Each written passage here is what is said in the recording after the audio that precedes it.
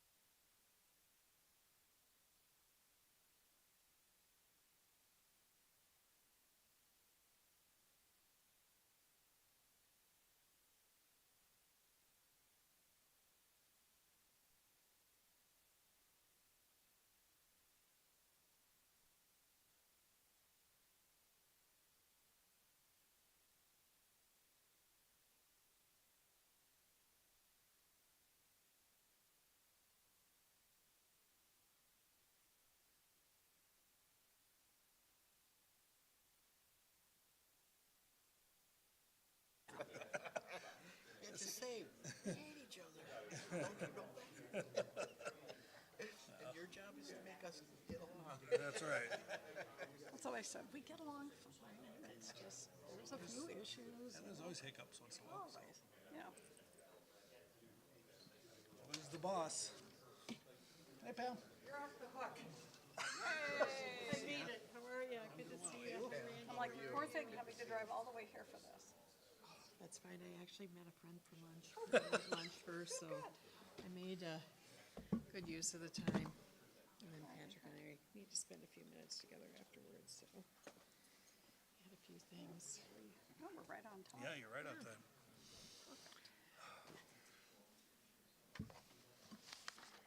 As long as I got coffee, I might as well. That'd be great if there's, Yep, that's what it is.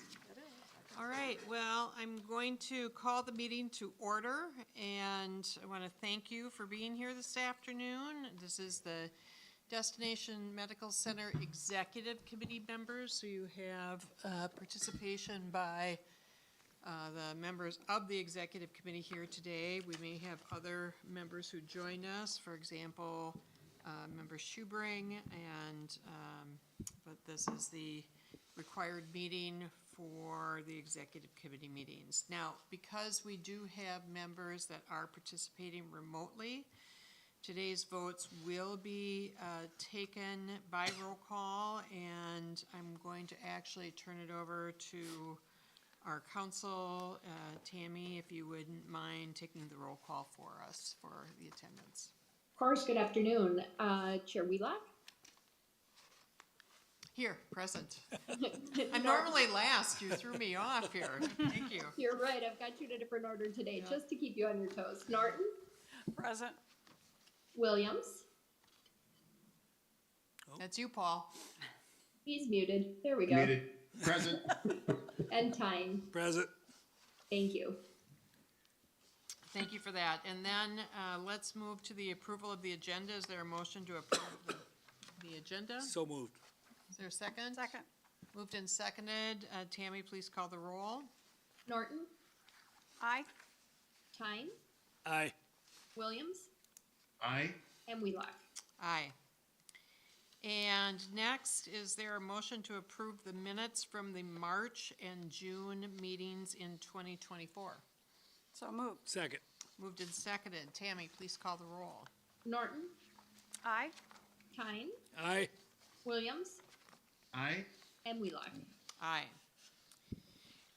Now we'll move on to our agenda item of substance, which is the April 1st, 2025 certification to deed. And we have with us today Patrick Sieb from the EDA, Doug Holton, Mayo Clinic, and Cindy Steinhauser from the City of Rochester. I welcome you, and I'm going to turn it over to Patrick and Thank you. tee us up. Thank you. Appreciate it. Chair and members, we do have a report to present to you. We'll provide that overview. I'll ask Doug to make some reference or description of Mayo Clinic investments. Cindy Steinhauser will talk about non-Mayo, and then you'll take action on this report. This is a role and responsibility you have to advance this report to deed. And just as a reminder, this report is part of the funding formula that was established in the state legislation that has a combination of private investment as a trigger for release of state funds and local investment, both city and county local investments. These get shared annually with deed after a review by the respective bodies, submitted to deed. They do their own audit and review, so sometime this summer they will be auditing the submission that we make, and then from that the formula will indicate the amount of state state infrastructure aid to be released. And of course, the real payoff is how those resources come to Rochester to be used for community benefits that are advanced by DMC, supported by and approved by City Council, understanding that these funds, though, are focused in the DMC district. It does mean that it frees up other city funds to be used outside the DMC district. And so while there's often conversation about that, the strategy is that these funds used in the district allow for resources to be available for needs outside the DMC district. You will hear the report. In summary, $176 million of Mayo Clinic investment in 2024 and $9.3 million in non-Mayo private investment.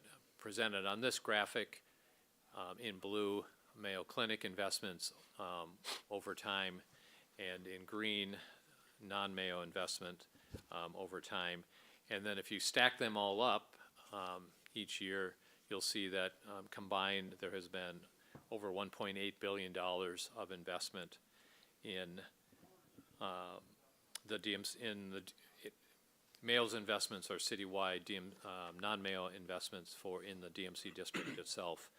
So with that, I'll turn to Doug Holton to speak about Mayo Clinic investments. Thank you, Patrick. I appreciate being here, and the years keep clicking by. I felt like I was just here last year with this formal report. So very happy, again, to present Mayo Clinic's contribution for 2024 qualified expenditures of $176.2 million. As I state every year, we're very conservative in recording and putting forward those that truly fit very clearly within the legislation.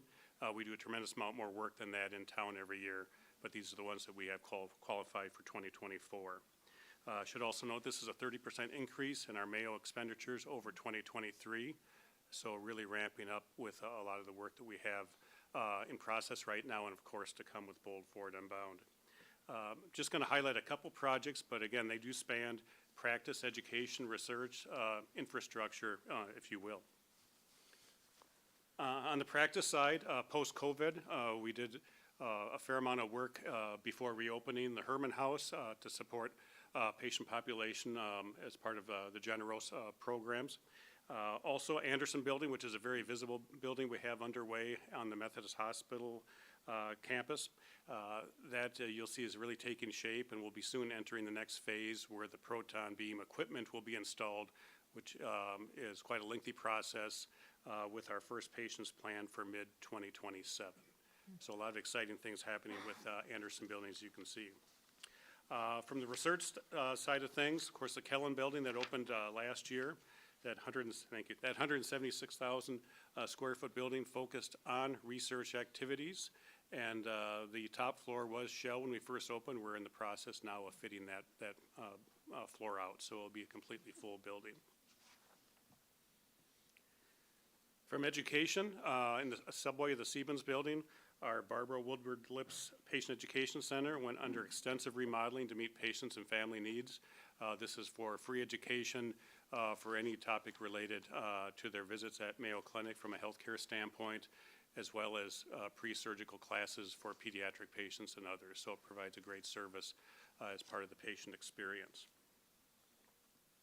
Finally, of course, Bold Ford Unbound in Rochester, as we continue to work through design of our significant new clinical buildings. A lot of work has already begun. Prospect Utility Plant expansion is well underway. You can see that visible expansion on Civic Center Drive.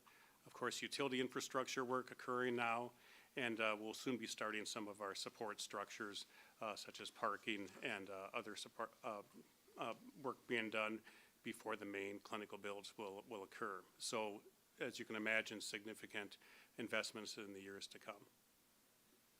So with that, I think I'll turn over to Cindy. Yeah, why don't we finish the presentation and we'll hold any questions until after. Great. you presented. Thank you, and I will just say this, Cindy has an absolute hard stop at 3:30, so Okay. I promised her that I will make an excuse for her to leave, and I just made that excuse. Thank you, Patrick, and thank you, members of the board. We are excited that we continue to see private investment happen in the DMC district. In 2024, of course, we saw 9.3 million of private investment, and that brings to total, since 2015, the total investment by the private sector, non-Mayo private sector, in the DMC district to almost 550 million, which is really a testament to all of our partnership. And I would also note that we are in current discussions with a number of additional private development and anticipate seeing similar or better numbers in 2025 when we come back to you.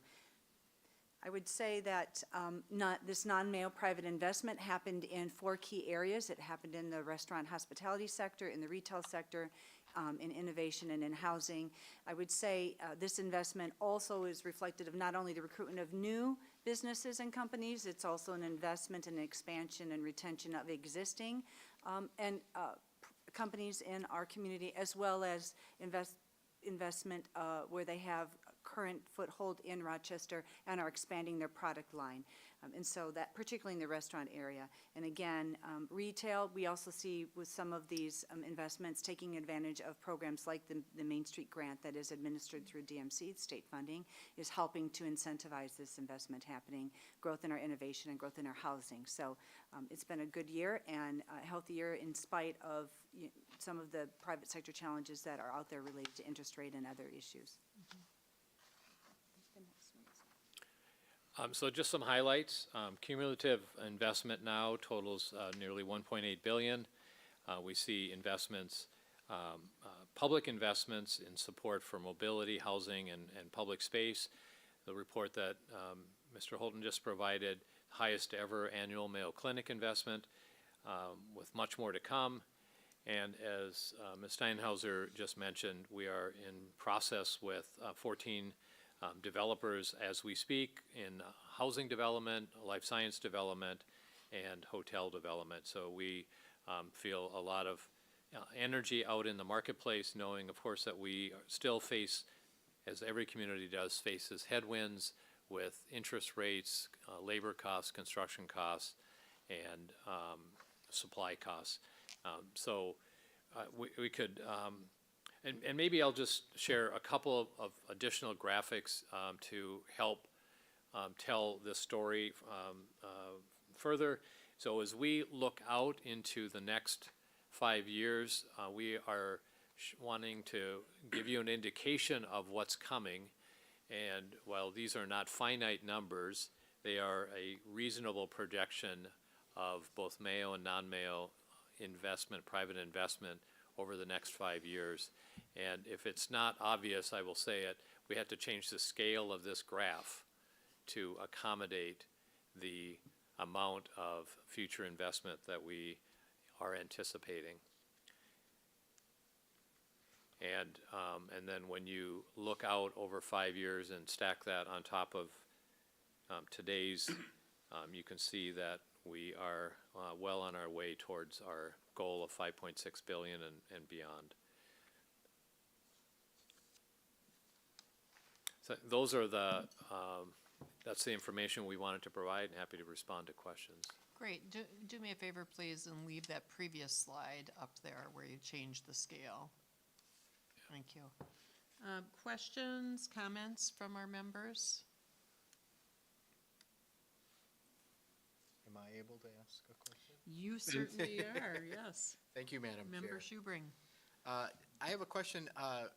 Mr. Holton, you mentioned, or you, in your presentation, you talked about last year Mayo Clinic increased employment by 13,000. Is that in Rochester, or is that across the enterprise? And then I have a follow-up. Do you have any sense of, looking at that graph, what kind of employment increases might we expect? First of all, the increase in employee number is an enterprise-wide figure, but as you can imagine, the Rochester number is a significant portion of that. From an employment increase, I'm really not prepared, to share that percentage right now. That is part of our planning that we put in place, but it'd be premature for me to throw out a number. Thank you. Interested in hearing it in the future.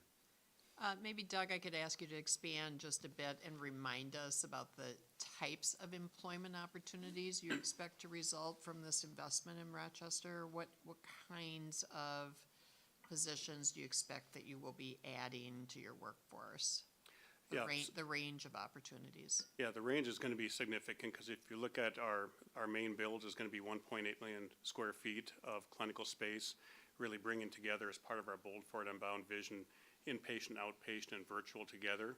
So you're going to see very highly technical staff supporting that patient population virtually and in person, as well as we look at how do we continue to implement AI automation. You're going to be looking at individuals that need to support that, as we leverage that to support people that are on the front lines doing work. So we really see the spectrum of clinically trained staff and support staff for maintaining our facilities. Thank you. Other questions? More just a statement. I want to piggyback on what was just said, which is there are long-term employment that will come from this, but there's also the short-term employment with all the construction that will be happening and already is happening downtown, which will provide careers for folks from, actually not just today, from the past, but moving forward for many years. So I don't want to, lose sight of the short-term employment that is going to be substantial for a lot of people. Yeah, fair point.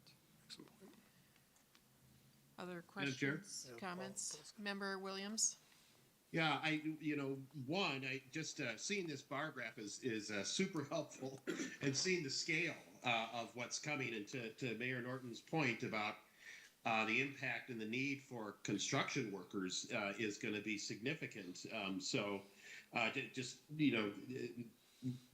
Restating that point, I think is important. Bravo, Mayo, in terms of the level of investment here. And at the same time, I'm looking at kind of the level of private investment. So this 24 was kind of our smallest year. I mean, I still contend that we are climbing out of some of those headwinds. I think are related to post-COVID, and then just the economic uncertainty that we're facing. In the current environment. And so I'm just trying to kind of think about how we, and Patrick, I don't know if you have a sense of this, but when we look at the scale of additional investment coming from Mayo, what are our expectations or hopes, or what does it tell us about the kinds of private investment that we will need to kind of encourage and try to leverage? And I'm assuming you mean the non-Mayo private investment. Yes, thank you. Yes, that's correct. Yep, Thank you. Patrick? Yeah, happy to respond to that question.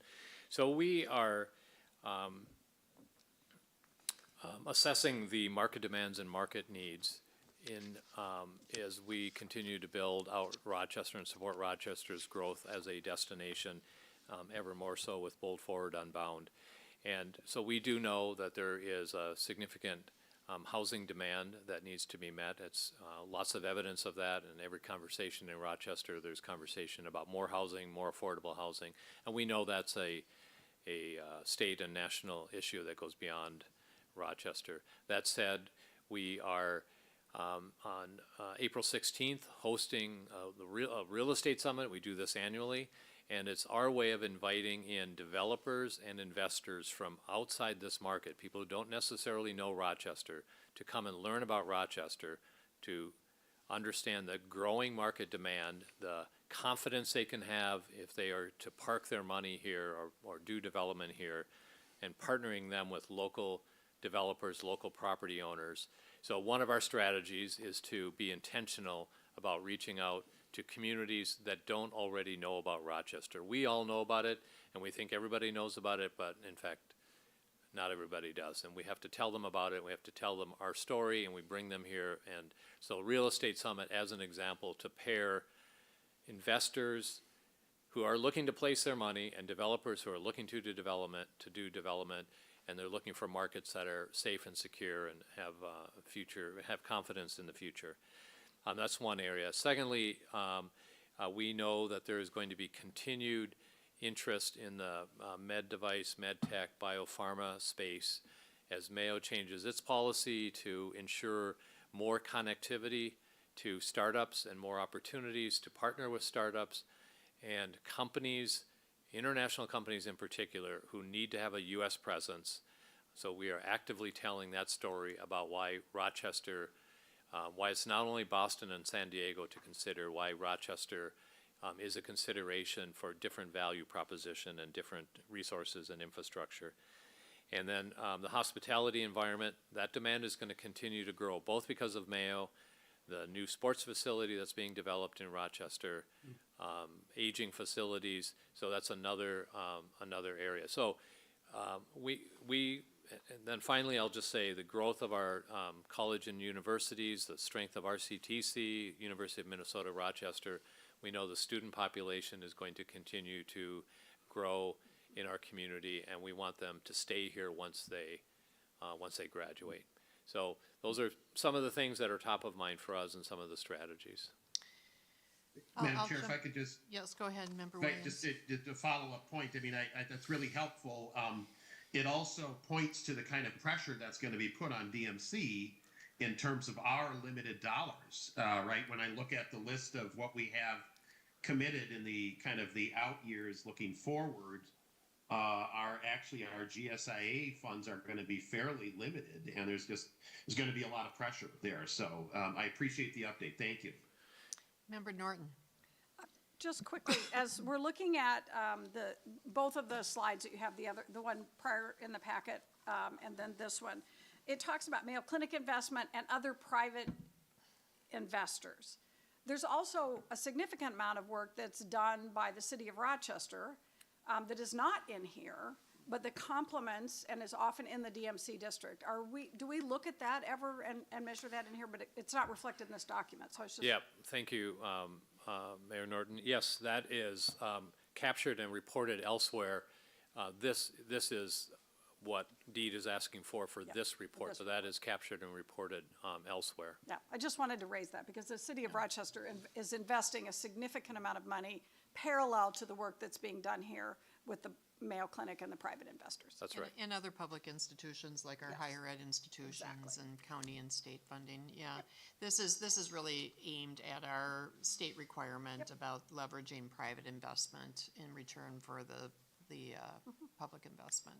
And if I could just, going back to this version of the chart, it is a typical development cycle whereby there is a lot of private development, and you can see that in those middle years, 2018 through 2020, that then there is an absorption phase that takes place. And that, coupled with the trailing impact of COVID, I think has sort of exacerbated what that normal cycle looks like. And I think we have every reason to believe that when markets stabilize, when interest rates stabilize, there is a lot of pent-up demand and eyes around Rochester, and I would expect those green bars to start rising in these coming years. A couple of additional comments that I'll make maybe on the heels of that. And if we could go back to that slide that I really like to have up one there, invisible, with the huge expansion of private investment. I do think that between the interest rate environment and the pandemic, I'm not surprised to see that big increase in investment right before the pandemic during a low interest rate environment. And I think there's a part of this that will just need to sort itself out. But our best recruiting tool is the success of the businesses that are here in Rochester right now. If we want to recruit more investment, more housing, more retail, more restaurants, more hospitality, more businesses, having a strong, high-performing core business community right now is a great success. And the more we can talk about, once Mayo gets through their planning and are ready to talk about this more publicly, the type of employment that we are going to see here, the incomes,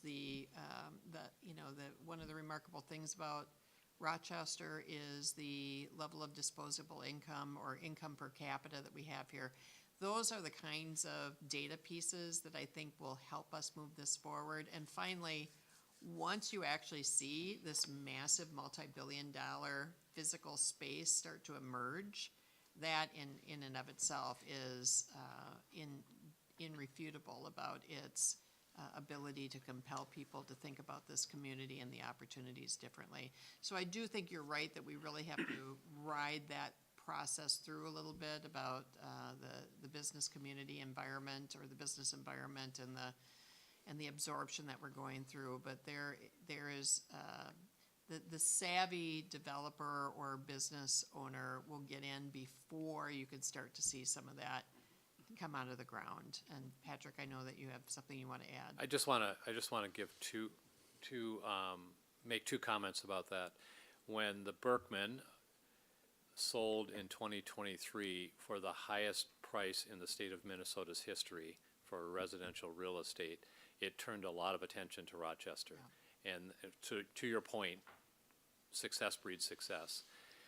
I will also give you another example. A developer, Twin Cities-based developer who is developing a project known as City Walk, was planning a relatively modest development,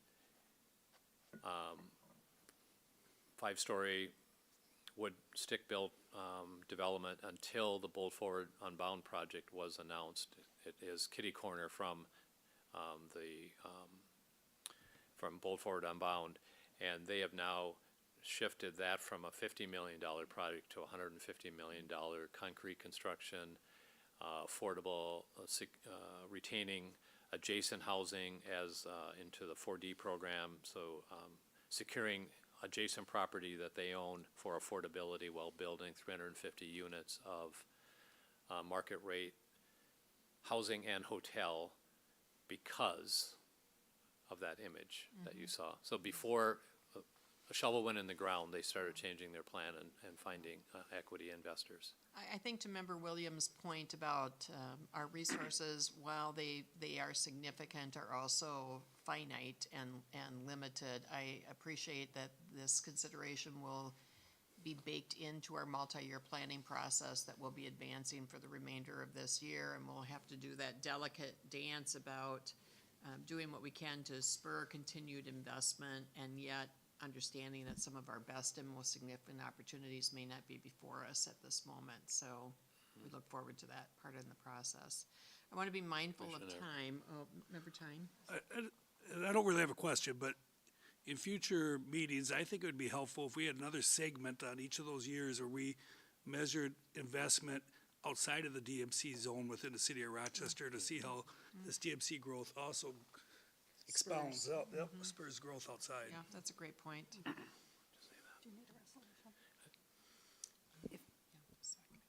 Chair Willock, if I could just build to that, I really appreciate that comment because as I just noted, our two highest commercial investment years in the city of Rochester were last year and the year before. Well, there you go. And There you that go. isn't without, I mean, I think that is a direct result of the Right. kind of change that's happening and the work that you're doing here in the DMC district. I think it's an excellent point that our story might be too limited if we only focus on the small geography of the DMC Right. zone, and so that's an excellent suggestion. Well, not to make this, more than what it really is in an executive committee meeting with one agenda item, I think that's really helpful feedback, and I think we're ready for a motion. Member Norton? Yes, I move Resolution A, which is authorizing and approving the April 1st, 2025 certification to deed pursuant to statute. And is there a second? Second. Tammy, would you call the roll? Seeing no Yeah. other discussion? Norton, Yes, aye. Tyne, Aye. Williams, Aye. Wheelock. Aye. Thank you very much for your work on this. It's really exciting to see not only what's been accomplished, but what lies ahead of us, and thank you for your time and your willingness to be here today. Thank you. Patrick, I understand you have a few updates for us. Yes, we are available to, occasionally, we hear questions that are on your minds and topics that you want to be briefed on as we're advancing.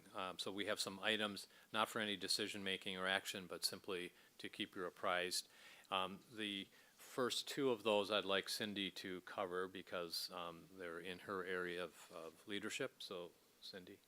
Great, thank you, Patrick. So want to provide you with a brief update related to Link BRT, our bus rapid transit project. So this project is continuing to progress. Just a little bit of context in terms of the bidding of the project.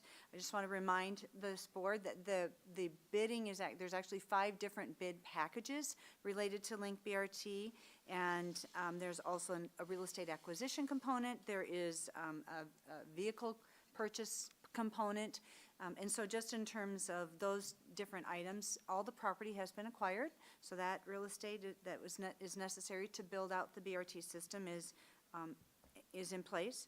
The vehicles are in production. We went under contract. That is an 18-month window. So last year, the city council took action to get those vehicles under contract. We've approved all the branding and the products, and so they are in production.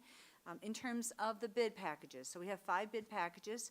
West Transit Village was one bid package. That was approved and actually the bid came in under budget, and so that contract was approved and that work is underway.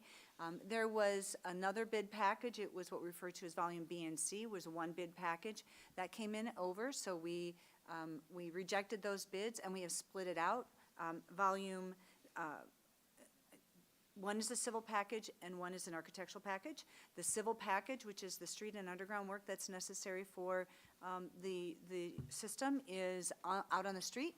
Those bid awards or those bid openings happen on April 15th. We were very pleased with the numbers that we saw with the last bid opening. They were right in line, and so we anticipate them to continue to be in line. We don't see an impact of current tariff conversation impacting that line item. The architectural package, we are currently in a value engineering session, a mini value engineering session to identify the priority elements of the architecture there. We anticipate taking that bid package out in May. What does this mean for the project? It means that opening day does shift. Opening day was anticipated in November of 2026. Opening day will shift, likely to early summer, May, June of 2027. It's still within our window of our agreement with FTA. In terms of talking about that agreement with FTA, the project is a recipient of Small Starts funding.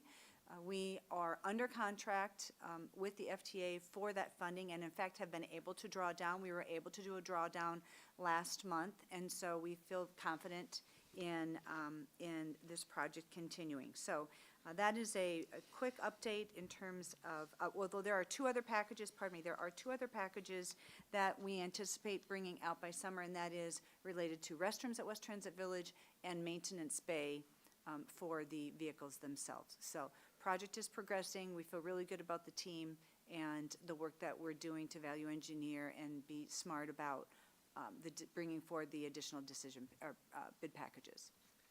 So in the interest of time, and because this is a subset of the full board, I think we'll allow you to just keep moving, but can we get an update memo to all of the board members with much of the information that you just shared and see if there are any questions that result from that information from the members. Yep. Absolutely. So that brings me into talking about federal funding. So we do have a number of projects, including DMC capital projects, that are recipients of federal funding. I do want to assure this board that there is some really good work happening within the city organization to monitor and manage all of the grants that are at the state and federal level, and what some of the more recent actions at the federal level, how they're impacting that. We have an internal grants management team that analyzes the status of each grant. 77% of the grants on our spreadsheet are federal grants, but I would indicate that almost all of those grants, well, actually all of those were authorized by Congress, which that's a different category, and so we feel confident in our ability at this juncture to retain those grants because they're congressionally authorized, but we do continue to monitor it. And I want to just give you, and I know this is really hard to read, and I apologize, but this helps you understand how we're tracking this internally, and we update this at a minimum on a weekly basis, actually, as we get new information, which tends to happen on a daily basis. So it's our spreadsheet. There are literally like 30 columns, right? So I pulled some of the more salient pieces, like what's the grant, what's the project it's for, what's the ask, what's the federal authority that it operates under, is there an agreement in place, have drawdowns been made? So this internal grants management team lives in this space and has been living in this space almost on a daily basis. So we don't want to have any surprises. We want to get out in front of any impacts that might be specifically related to the projects that DMC is a partner with us in. So I'll just stop there and happy to take questions if you have them.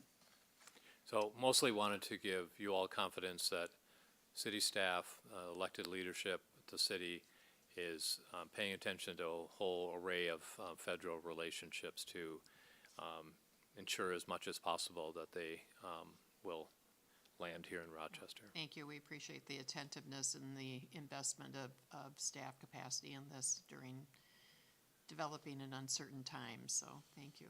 Yes. And I would be remiss if I didn't acknowledge Mayor Norton's role in her trips to Washington, D.C. to meet with our congressional representatives to understand the climate and the preservation of our grants and being able to deliver on these projects. Thank you. Thank you. All right, thank you, Cindy, for your time. Patrick, why don't we have you continue? So just a few more items, wanting you to know that we are in active conversation. We, the DMC EDA and the city, are in active conversation with several development teams. Submittals might be forthcoming. Discussion at a future DMCC meeting may be anticipated, and these are for mixed income housing projects, West Transit Village development. I have nothing to specifically talk about today, but just know that there is active conversation going on with numerous developers. At the last DMCC meeting, you asked for a snapshot of where we at with DMC funding. This is the report we used at our last established at our September budget cycle that shows each of the sources of funds: general state infrastructure aid, city DMC aid, state transit aid, county transit aid, and state sales tax exemption, what's been committed to date, what's proposed, and what remains, and there's some asterisks associated with that. This will be updated in the coming weeks, so it'll be fully updated by May. Thank you.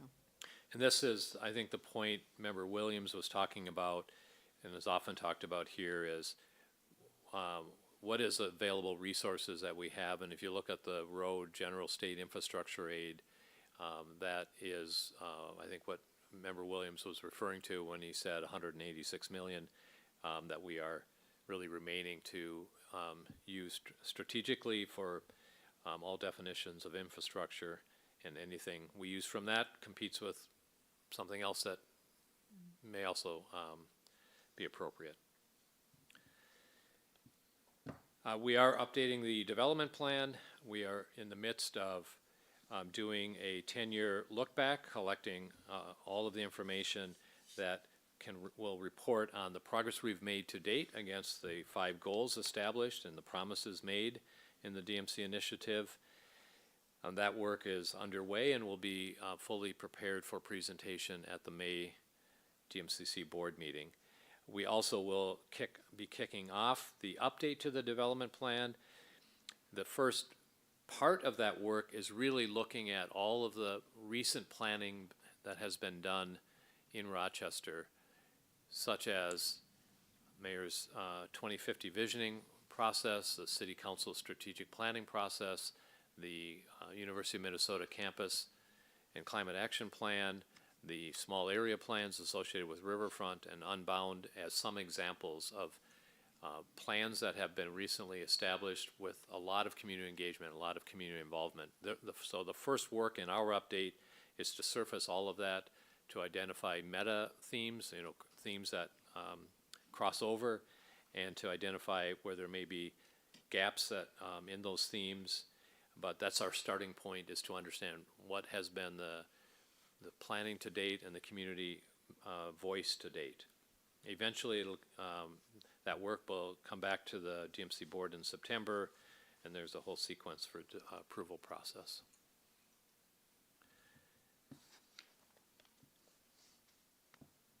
Shared lab as infrastructure, as this board knows, we've had lots of discussion over time about how to continue to strengthen our Discovery Square Innovation District. We have established lots of tools and lots of mechanisms. The one that we are now in discussion about is the idea of shared lab as infrastructure to help support the startup companies here in Rochester and those who might choose Rochester. And depending on if we can put it all together, that too may be a opportunity for DMCC to consider its role in supporting that. So that it continues to move along. And then one topic that didn't make it into the slide deck, we think, I'm saying this for Randy and Trey, that we think we're going to be receiving the Main Street Grant Award. That will be officially announced by deed. I think it has been announced by deed, but there's some contract work that has to happen before it's final. But we will be the intermediary for the 3rd round of the Main Street Grant Award. First round was 3 years ago, $3 million, then a second round of $900,000. This will be for $750,000 for DMC district with a bias towards businesses along the BRT corridor and the Lower Town neighborhood, which is a adjacent neighborhood just north of us on Broadway that has seen a lot of reinvestment associated with a redo of Broadway, North Broadway. So we're excited about that and look forward to getting that out in the field. That's fabulous. Good note to end the meeting with. Thank you. Updates with. All right, as I said, we will resist the urge to get into a conversation about any of these in any depth, given that would more likely be appropriate with the full board as opposed to the executive committee. But are there any last comments or questions that any of the present members would like to engage in? And I see, Patrick, you have something that you want to add. I can't help it. Yeah. I just want to thank Council President Schubring. The City Council invited us to participate in their study session this past week. We being DMC, to provide an update and a less formal conversation with City Council around the DMC initiative and questions on the minds of council members and perspectives that they had. And we felt that it was a very productive conversation. I just want to note that and acknowledge that opportunity.